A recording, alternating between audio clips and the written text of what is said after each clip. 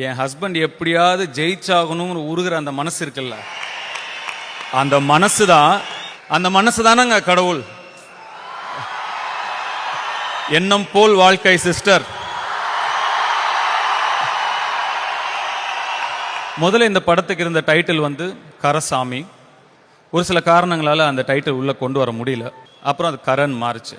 இப்போ விக்னேஷ் ராஜாவோட மனைவி வைஷ்ணவி அவங்க வந்து ஒரு நோட் புக்கில் கரசாமி டைட்டில்னு சொல்லிட்டு கரசாமி கரசாமி கரசாமி கரசாமின்னு நம்ம சின்ன வயசுலாம் எழுதுவோம், ஸ்ரீராம ஜெயம், ஓம் நம சிவாயன், அது மாதிரி ஏதோ 1001 வாட்டி ஏதோ கரசாமின்னு எழுதியிருக்காங்க. தற்செயலாக ஒரு கண்ணில் பட்டிருக்கு. படத்தோட டைட்டில் கரை. நீ கரன்னு தான் எழுதியிருக்கணும், 1001 வாட்டி கரசாமின்னு எழுதிட்டியே அப்படின்னு கேட்டிருக்காரு. விக்னேஷ், எழுதினது பேனா, எழுதப்பட்டது பேப்பர். ஆனால் என் ஹஸ்பண்ட் எப்படியாவது ஜெயிச்சாகணும்னு உருகிற அந்த மனசு இருக்குல்ல,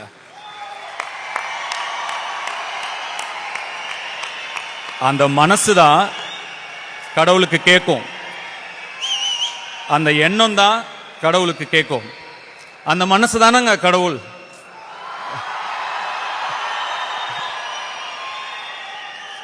எண்ணம் போல் வாழ்க்கை சிஸ்டர்.